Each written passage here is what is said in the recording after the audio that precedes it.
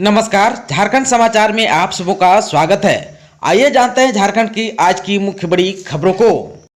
राज्यपाल द्रौपदी मुर्मू को मुख्यमंत्री ने दी विदाई, एयरपोर्ट पर कई अधिकारी रहे मौजूद। झारखंड की राज्यपाल द्रौपदी मुर्मू विदा हो गई। वे अपने गृह नगर ओडिशा के रायरंगपुर के लिए सोमवार को रांची एयरपोर्ट से रवाना हुई। इस मौके पर झारखंड के मुख्यमंत्री हेमंत सोरेन और उनकी पत्नी कल्पना सोरेन ने उन्हें विदाई दी। इसके अलावा मुख्य सचिव और लगभग सभी विभाग के अधिकारी पदाधिकारी भी मौजूद रहे। बता दें कि झारखंड में नए राज्यपाल रमेश बैस नियुक्त किए गए हैं। वे 14 जुलाई को शपथ ग्रहण करेंगे। आकाशीय बिजली गिरने से देश में 78 लोगों की गई जान। पीएम मोदी ने राहत राशि की घोषणा की। उत्तर प्रदेश और मध्य प्रदेश समेत देश के कई अन्य राज्यों में आकाशीय बिजली गिरने से कुल 78 लोगों की जान चली गई है। सोमवार को प्रधानमंत्री नरेंद्र मोदी ने दुख व्यक्त करते हुए राहत राशि की घोषणा की है। प्रधानमंत्री राहत कोष से मरने वालों के स्वजन को 2-2 लाख एवं घायलों को 50-50 हजार रुपए की सहायता राशि दिए जाने की घोषणा की गई है। राजस्थान के राज्यपाल कलराज मिश्र ने भी हादसों पर शोक जताया है। आप सबों को बता दो कि आमेर किले और वाच टावर पर जाने की अनुमति शाम 7 बजे तक ही है, लेकिन करीब 25 लोग रविवार रात 8 बजे तक वहां मौजूद थे। इसी बीच बारिश के साथ आकाशीय बिजली गिरी, जिसमें 12 लोगों की मौके पर ही मौत हो गई। खबर है झारखंड के सिमडेगा से। सिमडेगा बनेगा धान का कटोरा। यहाँ के सुगंधित चावल पड़ोसी राज्यों में मचाएगा धूम। देश के आकांक्षी जिलों में शामिल सिमडेगा जिला उन्नत किस्म के खुशबूदार धान की पैदावार करेगा। यहाँ उत्पादित चावल खुशबू और क्वालिटी में बासमती को भी टक्कर देगा। उपायुक्त की पहल पर जिले में शुरू की गई राइस बाउल योजना से करीब 2000 एकड़ में उन्नत किस्म के खुशबूदार चावल की प्रजाति गोविंद भोग, जीरा फूल, काला नमक, सांभा मंसूरी, कार्तिक खास, काला जीरा, भुटकू इत्यादि धान का उत्पादन का लक्ष्य रखा गया है।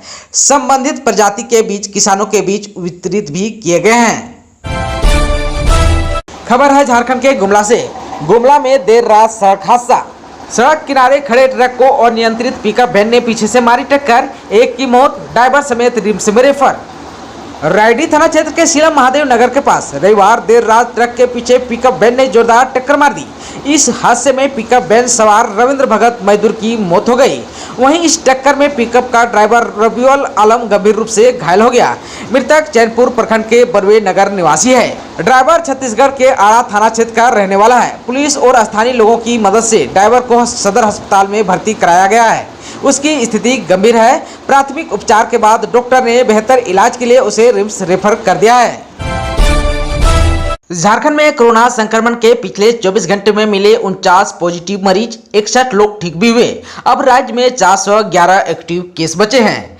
पिछले 24 घंटे में राज्य के विभिन्न हिस्सों में 49 पॉजिटिव मरीजों की पहचान की गई। अब 411 एक्टिव केस बचे हैं। अब तक राज्य में 3,46,279 पॉजिटिव मरीजों की पहचान की गई।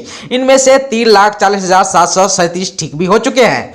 24 घंटे के भीतर कहां कितने मरीज मिले, आइए जानते हैं। बोकारो में 5, धनबाद में 2, पूर्वी सिंहभूम में 6, गुमला में 2, हजारीबाग में 8, जामताड़ा में 2, खूंटी में 2, कोडरमा में 3, लातेहार में 4, पलामू से 4, रामगढ़ से 2, रांची से 2, साहिबगंज से 5 और सिमडेगा से 2 नए मरीज मिले हैं। खबर है झारखंड के रांची से। अब कंक्रीट की जगह शहर बनेगा हरा भरा। जयपाल सिंह मुंडा फुटबॉल स्टेडियम बनेगा, इंडोर टेनिस और बास्केटबॉल कोर्ट और साथ में वाटरफॉल भी होगा। कोरोना महामारी की दूसरी लहर से अभी तक लोग उबर नहीं पाए हैं।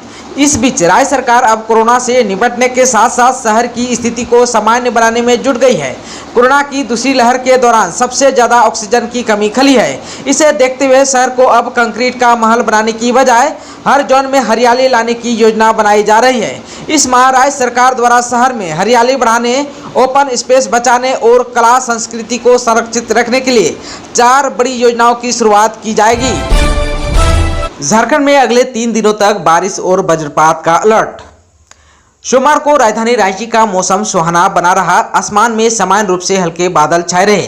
बीच बीच में हल्की धूप भी निकली। इसके साथ ही 10 किलोमीटर प्रति घंटा की रफ्तार से हवा भी चली। हवा में आर्द्रता का स्तर 93% तक रहा। मौसम पूर्वानुमान में बताया गया कि मंगलवार को झारखंड में मानसून की स्थिति कमजोर रहेगी। मानसून की ऐसी स्थिति राज्य में अगले 3 दिनों तक बने रहने की संभावना है। विभाग के अनुसार ज्यादातर जिलों में हल्के से मध्यम दर्ज की बारिश हो सकती है। इसके साथ ही वज्रपात और मेघ गर्जन की संभावना है।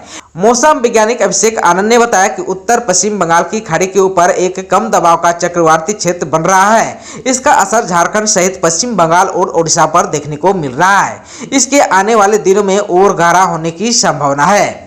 वहीं ओडिशा और आंध्र प्रदेश की सीमा के पास एक दूसरा कम दबाव का क्षेत्र भी बना है। इसके चक्रवाती क्षेत्र में बदलने की संभावना है। उन्होंने बताया कि राजधानी रांची में भी मानसून का खास असर नहीं दिखेगा।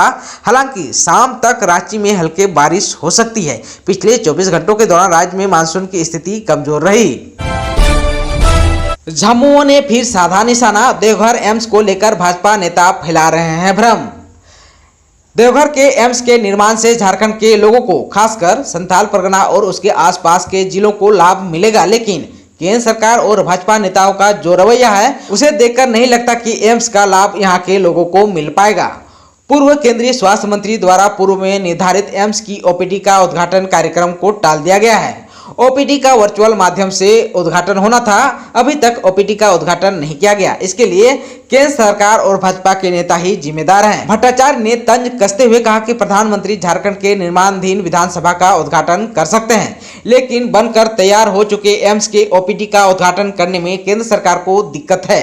भट्टाचार्य ने आरोप लगाते हुए कहा कि बाबूलाल मरांडी गलत बयानी कर रहे हैं, जो दुर्भाग्यपूर्ण है। बाबूलाल मरांडी ने कहा कि झारखंड सरकार इसका उद्घाटन नहीं कर रही है, जबकि सच्चाई यह है केंद्र सरकार एम्स का उद्घाटन करना ही नहीं चाहती और भाजपा के नेता राज्य सरकार पर बेवजह आरोप मढ़ रहा है।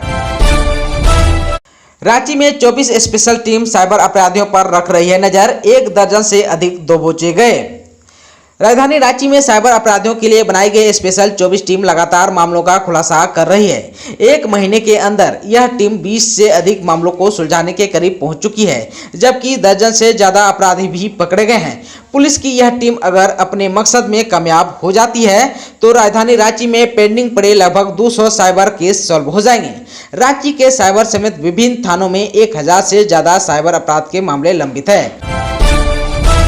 झारखंड कोर्ट में आश्वासन के बाद भी नहीं हुई सूचना आयुक्त की नियुक्ति, 2 लाख से ज्यादा अपील लंबित। हाईकोर्ट के समक्ष राज्य सरकार ने जल्द नियुक्ति करने की बात कहते हुए विज्ञापन भी जारी कर दिया, लेकिन नियुक्ति नहीं की गई। हाईकोर्ट में इस मामले में पक्ष रखने वाले अधिवक्ता अभय कुमार मिश्रा ने कहा कि राज्य सरकार जानबूझकर सूचना आयुक्तों की नियुक्ति नहीं कर रही है। हाईकोर्ट में सुनवाई के दौरान राज्य सरकार ने कई बार नियुक्ति करने का आश्वासन भी दिया, लेकिन विज्ञापन जारी होने के बाद भी नियुक्ति नहीं होना सवाल उठा रहा है। सुप्रीम कोर्ट ने सभी राज्यों से सूचना आयुक्तों के खाली पद की अद्यतन रिपोर्ट मांगी है। 1 माह बाद इस मामले में सुनवाई होनी है, लेकिन अगर झारखंड में वर्तमान स्थिति की बात करें तो यहाँ पर मुख्य सूचना आयुक्त और सूचना आयुक्त के सभी पद खाली हैं। कार्यकारी मुख्य सूचना आयुक्त हिमांशु शेखर चौधरी का कार्यकाल मई में ही समाप्त हो गया है। उसके बाद कोई नियुक्ति नहीं हुई है। आप सबको बता दूं कि इसको लेकर झारखंड हाईकोर्ट में डॉक्टर राजकुमार ने जनहित याचिका दाखिल की थी। दोस्तों, आप अगर चैनल पर नए हैं और चैनल को अभी तक सब्सक्राइब नहीं किए हैं तो प्लीज चैनल को सब्सक्राइब कर लीजिए और साथ साथ में बेल आइकन को दबा दीजिए ताकि खबरों का अपडेट आपको मिलता रहे। इसके साथ ही आज के समाचारों में बस इतना ही। हमें दीजिए इजाजत। नमस्कार।